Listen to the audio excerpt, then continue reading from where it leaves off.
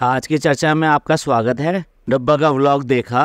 डब्बा अभी इस व्लॉग में भी और इससे पिछले व्लॉग में भी बार बार कुछ हिंट दे रही है और फनी भी कुछ खुशखबरी जो रिवील करने की बात कर रहे हैं, जो नॉर्मली वो शायद अगले व्लॉग में रिवील करेंगे। लेकिन अगर आप इन जो पॉइंट्स जो छोड़ रहे हैं या हिंट्स दे रहे हैं, अगर आप उनको एक्यूमुलेट करें तो ये पता लगता है जिस खुशखबरी के लिए वो इतनी ज़्यादा कोशिशें कर रही है और सब जगह जाती है और सबसे दुआएं भी करवाती है और कहती है, और दूसरी तरफ से आप ये भी कह सकते हो कि शायद भाभी की कॉपी करने की उसे आदत है तो वो अब कर रही है। बट ऐसा कहना तो गलत होगा क्योंकि सबकी अपनी अपनी लाइफ है, हर एक किसी को हर एक चीज़ चाहिए। ऐसा नहीं है कि दूसरे के पास है इसलिए चाहिए, पर ये लाइफ की एक ज़रूरी चीज़ होती है इसलिए चाहिए।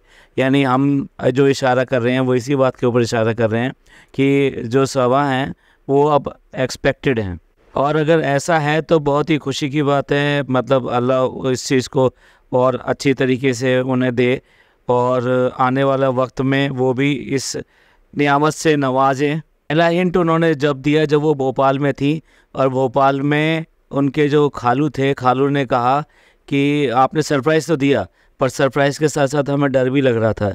तो जवाब में जो डब्बा ने कहा वो ये कहा कि आपको डरने की ज़रूरत नहीं है, हम इन चीज़ का ख्याल रख रहे हैं। दूसरा पॉइंट ये था कि जब ये ग्रॉसरी लेने के लिए मार्केट गए थे तो वहाँ सिर्फ उतरते समय 2 या 3 मुश्किल से सीढ़ियाँ थी, लेकिन वहाँ पे बड़े आराम से रिज़ा ने हाथ पकड़ के इनको उतारा। और अभी करंट व्लॉग में जबकि स्टार्टिंग में ही वो ये कहते हैं, फ़नी भाई ये कहते हैं, उनका कहना ये है पहले तो कि मैं कभी व्लॉगिंग नहीं करूँगा, मैं ये काम नहीं कर सकता, मेरे बस की ये काम नहीं है, और कुछ लोग ही बने होते हैं, मैं उन लोगों में से नहीं हूँ। लेकिन यहाँ पर स्टार्टिंग में ये कहते हैं कि कल से मेरा हौसला जाग गया है और अब मैं सभा की मदद करूँगा और उसकी एडिटिंग वाला काम करूँगा। हालांकि वो ये कह रही है कि नहीं ऐसा नहीं है, आप फिर अपने बिजनेस का कैसे करेंगे। व्लॉग के लास्ट में भी वो कहते हैं कि कल एक अच्छी बात हुई है, कोई खुशखबरी हुई है, इसको हम आगे सही वक्त पर बताएंगे। और अब आए हुए भी लगभग 1 हफ्ता हो गया है, लेकिन कोई भी जिम वगैरह की भी बात नहीं हो रही है। तो ये हमारी कुछ ऑब्जर्वेशन थी जो हमने कि इनके व्लॉगों से इन्फॉर्मेशन कलेक्ट करी। आपका क्या कहना है इस बारे में, आप कमेंट करके ज़रूर बताइएगा। अब देखिए ये लोग जो शॉपिंग करने के लिए जा रहे हैं, कुछ व्लॉगिंग का सामान लेना है और ईद उल मिलाद नबी पर इन्हें कुछ और सामान लेना था, उसके लिए जा रहे हैं। तो यहाँ पर साथ में जो जा रही है वो बेटी खाला जा रही हैं। अब बेटी खाला जो जा रही हैं वो एक मैच्योर लेडी हैं, समझदार हैं, समझती हैं। तो वो देखिए पराठे बनाकर वो लेकर जा रही हैं, जो बेसिकली मिक्स पराठे हैं, जिससे कि बाहर जाने के बाद में उनको भूखा ना रहना पड़े और मार्केट की चीज़ों पे आश्रित ना रहना पड़े, उनके ऊपर खाने के लिए ये ना देखना पड़े। तो एक हेल्दी खाना खाने के लिए वो अपने साथ में लेके जा रही हैं। ये होती है एक समझदारी वाली बात। और एक दूसरी वाली बात होती है झट से बाहर गए और जाकर कुछ भी जंक फूड या कुछ भी ऐसा खा लिया। और सुहाने मौसम और अच्छे रास्ते को देखकर जो डब्बा का जो मन किया, यानी सूरजमुखी का जो मन किया कि वो भी जो है गाड़ी में से ऊपर निकलकर देखे। अगर सनरूफ वाली गाड़ी होती तो उसके ऊपर माँ ने टोका कि भाई आप नहीं निकल पाएंगी उसमें। तो उसका जवाब मिलता है कि मुंडी तो बाहर निकालनी है। अब मार्केट में जो वॉशरूम जाना था तो वॉशरूम जाने के लिए एक जो जगह मिली वो बर्गर किंग मिले, वहाँ पर वो वॉशरूम यूज़ किया और उसके बाद बिना बर्गर खाए हुए आ गए। तो उनको बड़ी शर्म आ रही थी कि हमने ऐसा नहीं किया, कि हमने वहाँ से कुछ भी नहीं लिया और वॉशरूम यूज़ करके आ गए। लेकिन साथ साथ उनको जो है वहाँ पर एक बच्चा, एक लड़का जो है बर्गर खाता हुआ मिला, और जो उसको देखकर उनका बड़ा मन था कि वो बर्गर खाएं, और उसमें बर्गर में जो सॉस और जो वेजिटेबल्स होती हैं वो उनको नज़र आई। तो ऐसे में उनको वो वाला बर्गर बहुत ही पसंद आया। अब देखिए डाइट वाइट या हेल्थ जो है वो अलग की बात है, क्योंकि यहाँ तो भाई है नहीं, तो यहाँ सब चीज़ चल सकती है। तो इसलिए इन्होंने इरादा किया कि चलिए आज बर्गर जो है आपको खिला देते हैं। हाँ ये ज़रूर है कि जिसके बर्गर पर आपने नज़र लगाई है, अब पता नहीं उसको क्या होगा, उसको पेट में दर्द होगा या क्या होगा। अब जब बर्गर पहले खाया ही नहीं है तो बर्गर खाना और नान खाने में क्या अंतर है। आप उसको भी तोड़ कर खा सकते हैं आराम से। लोग अक्सर जो है जो शॉपिंग करते हैं ना वो ईद के लिए करते हैं, बकरीद के लिए करते हैं कि सारे कपड़े ये सब ख़रीदें। और ऐसे में भी ऐसा होता है कि कई बार कि बहुत सारे लोगों को ये नसीब भी नहीं होता कि वो ईद पर भी अपने कपड़े पहन पाएँ नए, और सिर्फ साल में एक बार यानी कि 2 ईद की बजाय एक ईद पर ही वो कपड़े बना पाते हैं। और इनको कुछ ना कुछ बहाना चाहिए जिससे कि ये शॉपिंग कर सकें और अपने कंटेंट को बढ़ा सकें। तो इसलिए जो है अब यहाँ पर भी शॉपिंग हो रही है। जबकि कपड़ों की देखा जाए तो मतलब नए कपड़े की भी अगर बात करें तो कमी तो है नहीं, कितनी सारे कपड़े आते रहते हैं। और अब जो है वो ऑलरेडी सूट वगैरह ये सब जो है ख़रीद लिए, लेकिन जो जनाब 2.0 है ना, वो ऐसी वैसी जगह से ख़रीदते नहीं है।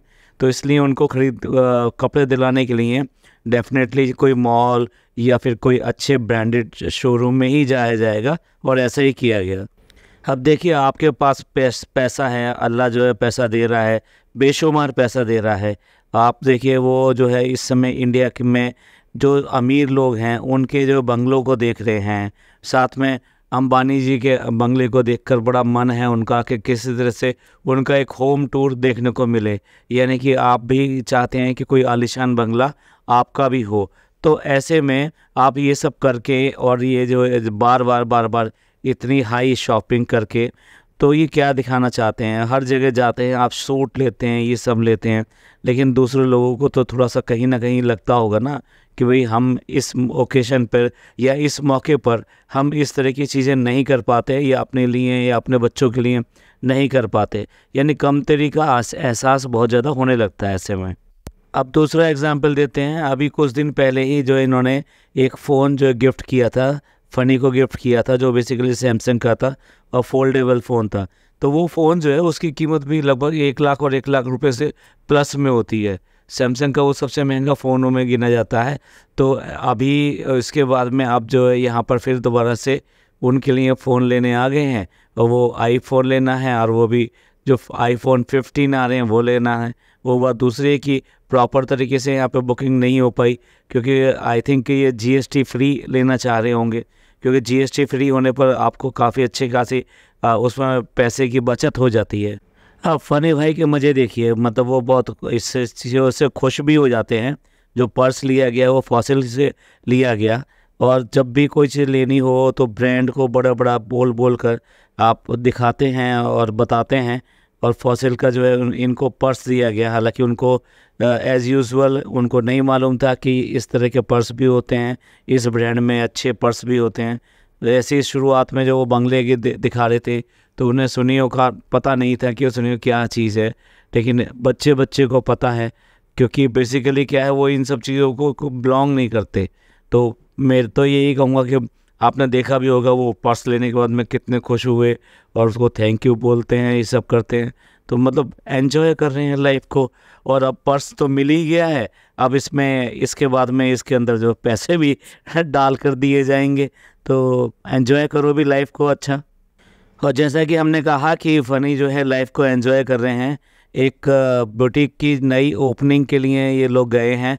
वहाँ पर बहुत सारे लोग जो है इनकी वेट कर रहे थे, और साथ में उसका इनॉग्रेशन था वहाँ पे। और उसके बाद में जब चलने लगे तो वो तो गले मिल कर सबको बाय कह रही है, लेकिन अपने फ़नी भाई जो है सुपरस्टार की तरह वहाँ पर सेल्फी दे रहे हैं और उनके साथ में फ़ोटो खिंचवा रहे हैं, लाइफ को एंजॉय कर रहे हैं, मज़ा आ रहा है भाई उनको। अब जल्दी ही जो है आईफोन जो है 15 जो आएगा, और वो जो है फिर उसके बाद में कहा जाएगा कि फ़नी ने कह दिया है कि आप ये वाला ले लो, मैं तो ये वाला ले लूँगा।